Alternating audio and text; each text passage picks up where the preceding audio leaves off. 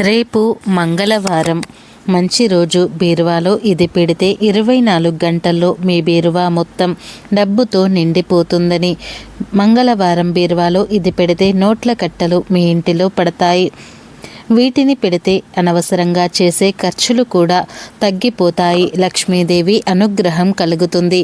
మంగళవారం లక్ష్మీదేవిని పూజించి ఈ మూటను బీరువాలో పెడితే ఇక మీకు సంపదకు లోటు రాదు. మంగళవారం రోజున లక్ష్మీదేవిని పూజిస్తే సకల సంపదలు కలుగుతాయి. అలాగే ఈ రోజున దీక్ష చేయటం వల్ల లేదా ఉపవాసం ఉండడం వల్ల కోరిన కోరికలు నెరవేరుతాయని పండితులు చెబుతున్నారు.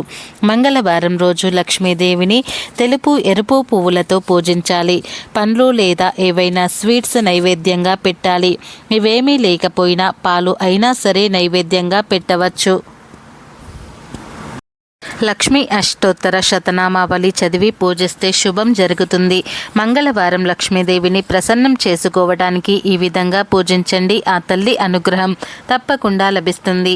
ఇక మంగళవారం బీరువాలో కొన్ని వస్తువులు పెట్టడం వల్ల మీ వద్దకు ధనం విపరీతంగా వస్తుంది. ఎక్కువ డబ్బు సంపాదించాలి, పొదుపు చేయాలి అని కోరుకునేవారు, ఖర్చులను నియంత్రించుకోవాలి అనుకునేవారు రేపు మంగళవారం బీరువాలో వీటిని పెట్టండి. మనలో చాలామంది బీరువాలో డబ్బులు, నగలు దాచుకుంటూ ఉంటారు. అలాగే ఆస్తి పేపర్స్ కూడా బీరువాలో దాచుకుంటూ ఉంటారు.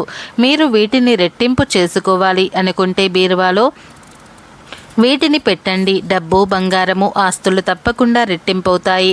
బీరువాలో ఏది పెట్టినా వాటిని పవిత్రంగా చూడాలి. బీరువా విషయంలో కొన్ని పద్ధతులు పాటించాలి. వాటిని పాటిస్తే లక్ష్మీదేవి అనుగ్రహం ఎల్లప్పుడూ ఉంటుంది. బీరువాను ఎప్పుడూ నైరుతిలోనే ఉండాలి. నైరుతి అంటే దక్షిణానికి పడమరకు మధ్యలో ఉన్నటువంటి ప్రదేశం. బీరువా డోర్స్ ఓపెన్ చేస్తే అది ఉత్తరం వైపు చూస్తూ ఉండాలి. ఇక బీరువా తెరవగానే చక్కని సువాసన రావాలి. అంతేకాని పాత బట్టల వాసన లేదా బొద్దింకలు గుడ్లు పెట్టిన వాసన రాకూడదు. అలాంటివి వస్తే ఆ ఇంట లక్ష్మీదేవి నివాసం చేయదు. కుబేర ముగ్గును నీలం రంగు పెన్నుతో వేసి బీరువాలో అరలో పెట్టాలి. ఈ ముగ్గును 4 వైపులా పసుపు కుంకుమ బొట్లు పెట్టాలి. ఈ కుబేర ముగ్గు మీద బంగారాన్ని, డబ్బును పెట్టుకుంటే లక్ష్మీదేవి అనుగ్రహం కలుగుతుంది. బీరువాపై ఎప్పుడు దేవుని ఫోటోలు అతికించరాదు. శ్రీశైలం, తిరుపతిలో అమ్మేటటువంటి ఇనుప స్టిక్కర్లు బీరువాపై అంటించకూడదు. ఎందుకంటే బీరువా పడక గదిలో ఉంటుంది కాబట్టి పడక గదిలో ఉండే బీరువాపై దేవుని ఫోటోలు ఉండకూడదు. ఎప్పుడూ కూడా బీరువాపై ఓవైపు శుభం, లాభం, ఇంకోవైపు స్వస్తి గుర్తును మాత్రమే ఉండాలి. స్వస్తి గుర్తు కూడా అపసవ్య స్వస్తిక్ కాదు, సవ్య స్వస్తిక్ అని పసుపు రంగులో కుంకుమతోటి బొట్లు పెట్టినటువంటి స్వస్తిక్ గుర్తు ఉండాలి. ఇలా చేస్తే లక్ష్మీదేవి అనుగ్రహంతో ఐశ్వర్యాన్ని పొందవచ్చు. చాలామంది మహిళలు అతి జాగ్రత్తగా బట్టల మధ్యలో నగదు, బంగారము దాచేస్తూ ఉంటారు. ఇది సరికాదు అని వాస్తుశాస్త్రం చెబుతుంది. బీరువాలో బట్టల మధ్య బంగారము దాచడం వల్ల ఆర్థిక కష్టాలు వెంటాడుతాయని హెచ్చరిస్తూ ఉన్నారు.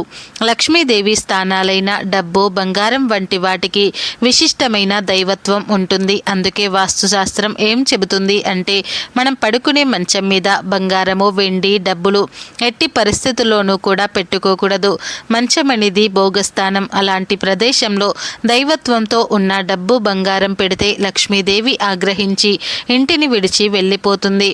డబ్బు, బంగారం ఉంచే బీరువాలపైన ప్రయాణాలు చేసేటటువంటి సూట్ కేసులు, అట్టెపెట్టెలు వంటి సామాన్లు పెడితే దరిద్ర దేవత ఆహ్వానించినట్లే అని వాస్తుశాస్త్రం చెబుతుంది. నైరుతిలో బరువులు ఉంచవచ్చు, కానీ డబ్బులు పెట్టే బీరువా పైన ఇలాంటి బరువులు ఉంచడానికి శాస్త్రం చెబుతుంది. ఉంచకూడదు.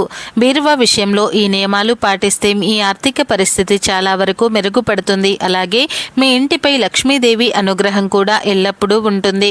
ఇక రేపు మంగళవారం బీరువాలో ఏం పెడితే మీ బీరువా నోట్ల కట్టెలతో నిండిపోతుందో ఇప్పుడు తెలుసుకుందాం. రేపు మంగళవారం లక్ష్మీదేవిని పూజించండి. ఆ తర్వాత పరిహారం చేయండి. పూజ చేశాక పరిహారం చేయాలి. పూజ చేయకుండా పరిహారం చేస్తే ఎలాంటి ఫలితం ఉండదు. తలకు స్నానం చేయాలి. ఇంటిలో మాంసాహారం వండకూడదు. ఒకవేళ ఈ పరిహారం మగవారు చేస్తే మత్తు పదార్థాలకు దూరంగా ఉండాలి. ఈ రోజంతా పవిత్రంగా ఉండాలి. ఈ పరిహారానికి కావలసిన వస్తువులు ఏమిటి అంటే ఎరుపు రంగు వస్త్రం, లక్ష్మీ గవ్వలు అంటే గవ్వలు పసుపు రంగులో ఉంటాయి. అలాగే నల్ల పసుపు కొమ్ములు, ఇవి పూజా స్టోర్స్లో అమ్ముతూ ఉంటారు. 2 పసుపు కొమ్ములు కావాలి, 11 చిల్లర కాయిన్స్ కావాలి. వీటితో పాటు పసుపు కుంకుమ కావాలి. ఈ పరిహారం ఎలా చేయాలో చూద్దాం. ముందుగా ఎరుపు రంగు వస్త్రాన్ని లక్ష్మీదేవి పటం ముందు వేయండి. అందులో 5 లక్ష్మీ గవ్వలను కూడా వేయండి. తర్వాత 2 నల్ల పసుపు కొమ్ములు వేయాలి. నల్ల పసుపు కొమ్ములకు చాలా శక్తి ఉంది. వీటిని పరిహారంలో ఉపయోగించడం వల్ల ఎవరైనా మీ సంపదపై చెడు దృష్టితో చూస్తే అది వారికే తగులుతుంది. నల్ల పసుపును తాంత్రిక పూజలలో ఉపయోగిస్తూ ఉంటారు. ఈ పరిహారంలో నల్ల పసుపు ఉపయోగించడం వల్ల డబ్బు మీకు ఆకర్షితం అవుతుంది. అలాగే మీ ఖర్చులు కూడా తగ్గుతాయి. ఇక లక్ష్మీ గవ్వల గురించి ప్రత్యేకంగా చెప్పవలసిన అవసరం లేదు. ఎందుకంటే ఇవి లక్ష్మీదేవికి చాలా ఇష్టమైనవి. వీటిని బీరువాలో ఉంచితే లక్ష్మీదేవి మీ ఇంటిలో ఉన్నట్లే. ఎరుపు రంగు క్లాత్ లక్ష్మీ గవ్వలు నల్ల పసుపు వేశాక 11 చిల్లర కాయిన్స్ వేయాలి. పసుపు కుంకుమ వేసి మూట కట్టాలి. ఇప్పుడు ఆ మూటను లక్ష్మీదేవి పటం ముందు ఉంచి మీ సంకల్పం చెప్పుకోండి. మీకు ఉన్న ఆస్తి సమస్యలు, ఆర్థిక సమస్యలు చెప్పుకోండి. మీ బంగారం తాకట్టులో ఉన్న ఈ పరిహారం చేయవచ్చు. మీ సంకల్పం చెప్పుకున్న తర్వాత ఆ మూటకు ధూపం చూపించండి. ఆ తర్వాత ఈ మూటను బీరువాలో పెట్టండి. బీరువాలో లాకర్స్ ఉంటాయి కదా, అందులో పెట్టాలి. వీటిని మంగళవారం బీరువాలో పెట్టడం వల్ల లక్ష్మీదేవి అనుగ్రహం కలిగి ధనం విపరీతంగా మీ వద్దకు వస్తుంది. ఈ పరిహారం రహస్యంగా చేయండి. మీ బంధువులకు, మిత్రువులకు అసలు చెప్పకూడదు. వ్యాపారాలు చేసేవారు ఈ మూటను లాకర్లో పెట్టాలి. అలా చేస్తే మీ వ్యాపారం అంచెలంచెలుగా అభివృద్ధి చెందుతుంది. ఇక ఆ మూటను 3 నెలలకు మార్చవచ్చు. మూటను వేసినవి దాదాపుగా పాడు అవ్వవు కాబట్టి వాటిని ఎన్ని రోజులైనా, ఎన్ని నెలలు అయినా బీరువాలో ఉంచవచ్చు. మూట మార్చేటప్పుడు అందులో ఉన్న లక్ష్మీ గవ్వలను మరోసారి పరిహారంలో వాడుకోవచ్చు. చిల్లర కాయిన్స్ను గుడి దగ్గర ఉండే వారికి ఇచ్చేయండి. నల్ల పసుపు కొమ్ములను మాత్రం పారే నీటిలో పడేయండి. చెరువులలో, నదులలో, కాలువలో వేయాలి. ఎక్కడ వేయకూడదు. ఇలా మంగళవారం రోజు ఈ పరిహారం చేస్తే మీ బీరువా మొత్తం డబ్బుతో నిండిపోతుంది. ఈ వస్తువులకు ధనాన్ని ఆకర్షించే శక్తి ఉంది కాబట్టి ప్రతి ఒక్కరూ కూడా రేపు మంగళవారం బీరువాలో వీటిని పెట్టి లక్ష్మీదేవి అనుగ్రహాన్ని పొంది సిరి సంపదలకు లోటు లేకుండా ఆనందంగా జీవించండి.